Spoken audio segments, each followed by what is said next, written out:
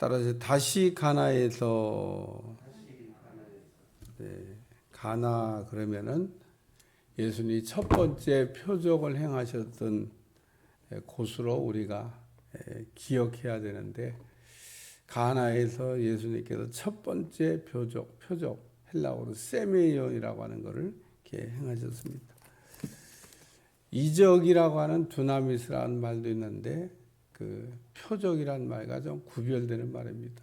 하나님의 신적 권위, 능력 이런 것들을 이렇게 나타낼 때는 두나미스란 말을 쓰지만, 예수님이 구세주가 되신다고 하는 것을 그 증거하시기 위해서, 드러내시기 위해서 쓰시는 게 표적.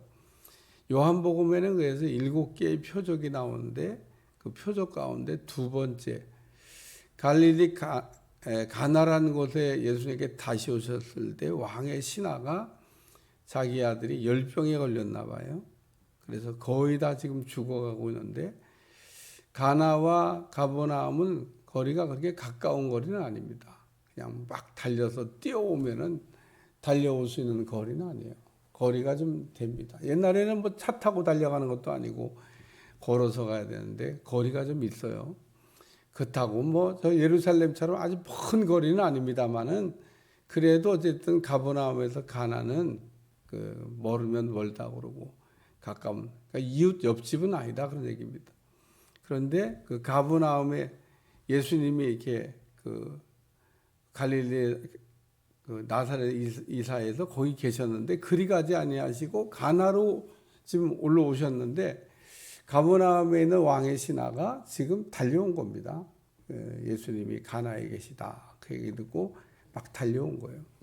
그리고 이제 달려와서 우리 아들을 좀 고쳐달라고 이야기해서 주고받는 가운데 아들이 치유가 됐다고 하는 말씀인데, 그 뭐 왕의 신하가 신분이 있는 사람인데, 우리가 신분도 있고 또 때로는 능력도 있고 그러면 사람이 그 자기도 모르는 사이 교만해져요.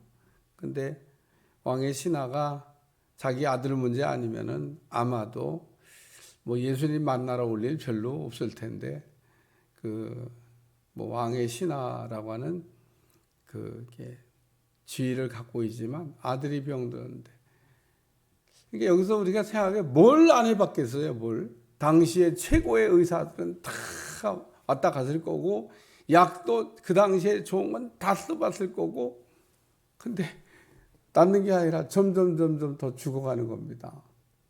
그러다가 이제 들은 거예요. 참 예수님이 이러신 분이다. 들은 거죠. 수가성 여자가 수가란 동네에 들어가서 물동이를 버려두고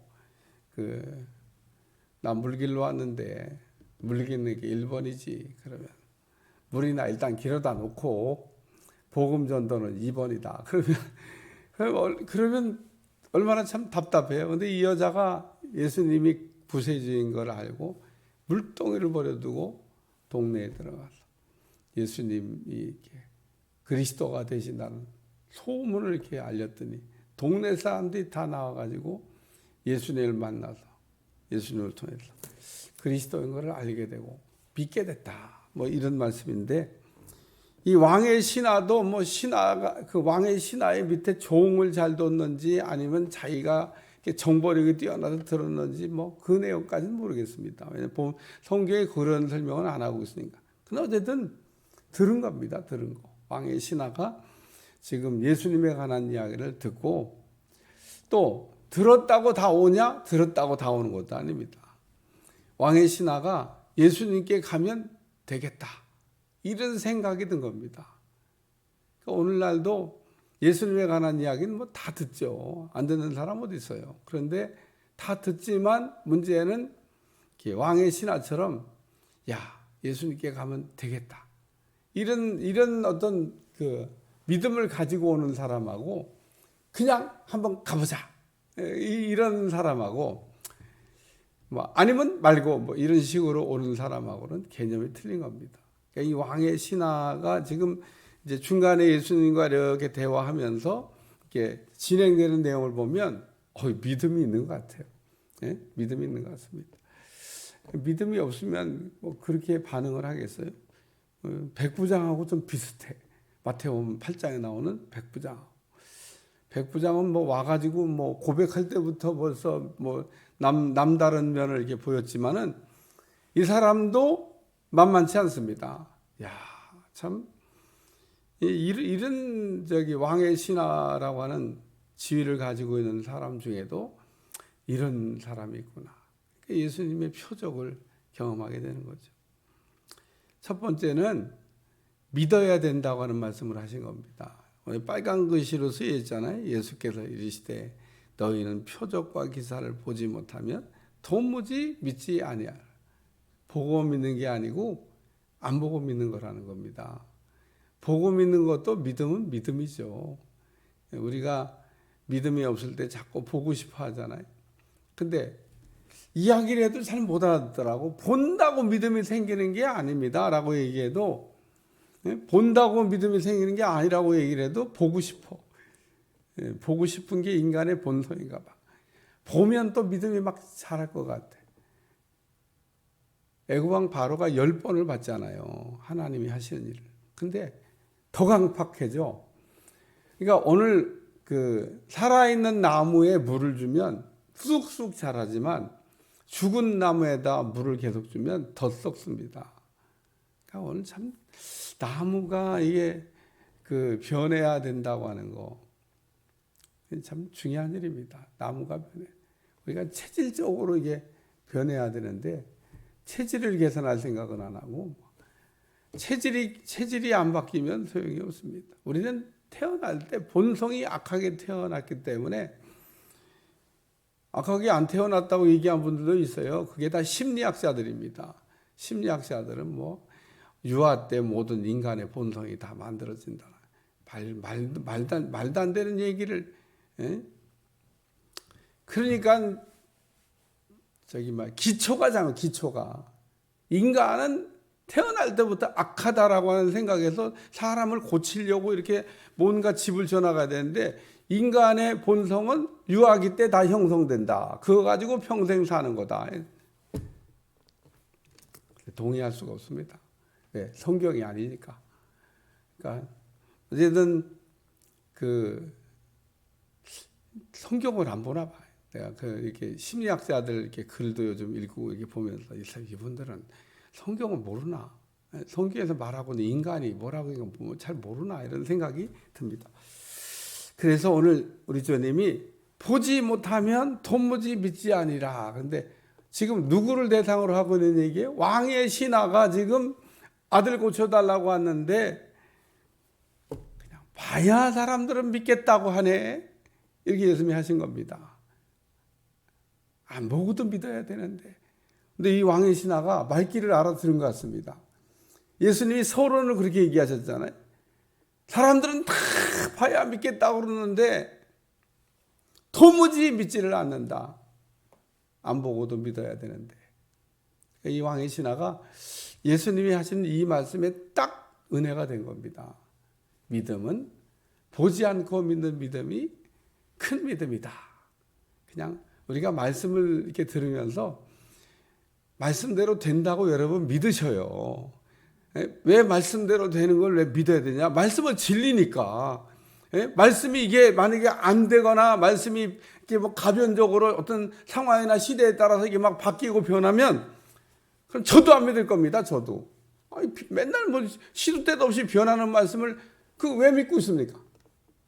근데 저도 이렇게 목회를 하면서 이야, 이 하나님의 말씀은 진리의 말씀이고 이게 가변적이지 않냐고 불변의 법칙이다. 언제 어느 때나 주님 오실 때까지 적용하면 그냥 그대로 되는 겁니다. 그대로 되는 거. 그대로 되는 말씀이니까 그냥 순수하게 믿으세요. 순수하게. 험한 말씀을 막 그냥 순수하게 믿으면 되는데 우리 주님 보지 않고 믿는 믿음을 가져야 된다. 지금 그리고 우리 주님이 신하가 이르되 주여 내 아이가 죽기 전에 내려오소서. 예수님이 또 오셔야 되겠대. 가버나움에. 우리 주님이 가라. 내 아들이 살아있다. 우리 주님이 두 번째 하신 말씀은 가라고 가라고. 내가 갈 필요 없다 그런 얘기입니다. 가라, 내 아들이 살아있다. 그 사람이 예수께서 하시는 말씀을 믿고 가더니. 그러니까 이 왕의 신하가 그 예수님을 만나서 안 보고도 믿는 믿음이 믿는 사람이 돼야 돼라고 얘기하니까, 그래도 우리 주님 오셔서 어떻게 우리 주님 그 왕의 신하에게 주신 말, 가라, 내 아들이 살았다. 마태복음 8장에 또 가라, 내 믿은 대로 될지어다. 그러니까 백부장이 그냥 가잖아요. 이 왕의 신하도 가라, 내 아들이 살았다. 그러니까 오늘 우리가 말씀을 이렇게 들으면서 그게 하나님의 말씀으로 들려지면 은혜가 되는 겁니다. 제가 이렇게 기도해주고 어떤 때는 그 성령의 감동으로 이렇게 얘기를 해주면 잘 될 것 같습니다. 그러면 아멘 그래야지. 잘 될 것 같습니다. 그래도 잘 될 건가? 될까? 저도요 이렇게 기도해주면서 모든 사람한테 다 잘 될 것 같습니다 라는 얘기를 해주고 싶어요. 입이 떨어져야 말이 나오는 거죠. 여러분, 제가 기도하는 거를 쫙 앉아갖고 앞에 사람 기도해 주는 거 뒤에 사람 듣잖아요. 어떤 데는 똑같이 할 때도 있는데 사람마다 다 틀려요. 여기 가라, 내 아들이 살아있다. 안 죽는다는 거잖아. 안 죽는다는 거. 죽기 전에 이 왕의 신하는 지금 아들이 죽어가고 있고 죽을 거라고 하는 생각을 하는데, 우리 주님이 살아있다고 그러잖아요. 안 죽는다고. 내 아들은 안 죽을 거라고. 그래서 안 죽을 거라고 하는 말씀을 해준 걸 믿고 갔다. 세 번째는 믿을 때 낳았다. 언제 낳냐? 때를 지금 얘기하고 있습니다. 언제 낳냐? 가다가 종들을 만나가지고 언제 아들의 열기가 떨어지기 시작했냐? 어제 7시에 주님이 가라, 내 아들이 살았다고 한 그 시각에 낳았던 겁니다. 그러니까 우리가 말씀을 믿는 것과 효력은 동일하게 발생합니다. 믿는 순간 효력이 발생하지, 믿고 난 다음에 무슨 밥뜸 들이듯이 한참 세월이 지난 다음에 그 반응이 일어나는 게 아닙니다. 기도하고 구하는 것은 받은 줄로 믿으라. 그리하면 너에게 그대로 되리라. 그래서 오늘 이렇게 예수님이 구원자라고 하는 것을 알게 되고, 또 예수님이 구원자라는 걸 믿게 됐는데, 그때인 줄 알고 자기와 그 온 집안이 다 믿으니라. 그래서 이 왕의 신하가 그 지위가 있으니까 믿어! 그러고 막 강압적으로 사람들한테 믿음을 강요했던 것 같지는 않고요. 그 일어났던 그 사건이 그 집안에 있는 사람들을 다 복음화, 죽었던 아들이 살아났잖아요. 그래서 다 복음화가 됐다는 겁니다. 예수님이 행하신 두 번째 표적이다. 그러니까 예수님이 세상에 내가 그리스도로 왔다고 하는 것을 알리는 사건이었다. 두 번째 행하신 표적이었다. 그래서 예수님이 왕의 신하도 꼭 예수님은 신분 낮은 사람들만 만나시고, 신분 낮은 사람들만 위로해 주시고, 신분 낮은 사람들의 예수님이 아니라는 것을 또 오늘 본문이 또 들려주기도 합니다. 가끔 가다 보면 예수님은 아주 가난한 사람들이에요. 예수님 보면 이렇게 왕의 신하같이 신분이 높은 사람도 이렇게 고쳐주셨어요. 가난한 사람에게만 복음이 전파된 게 아니고 부자였던 삭개오에게도 복음이 전파. 삭개오는 가난한 사람이 아닙니다. 정말 부자입니다. 근데 부자였던 삭개오가 그 예수님 만난 다음에 내 소유의 절반을 가난한 사람을, 그리고 네 것을 토색한 일이 있으면 4배나, 성경에 4배로 갚으라고 되어 있으니까 4배로 쳐서 그래서 그렇게 하는 것을 온전한 회개라고 얘기합니다. 삭개오가 그냥 말로만 회개한 게 아니고 진짜 회개를 했대요. 오늘 이 집에 구원이 이르렀다. 그리고 삭개오에게 구원받았다고 하는 구원의 기쁨을 우리 주님이 전해 주셨습니다. 오늘도 우리가 그 진정한 회개는 우리를 자유하게 합니다. 우리에게 구원을 주신다는 거예요. 우리 심령의 치유가 일어나게 합니다.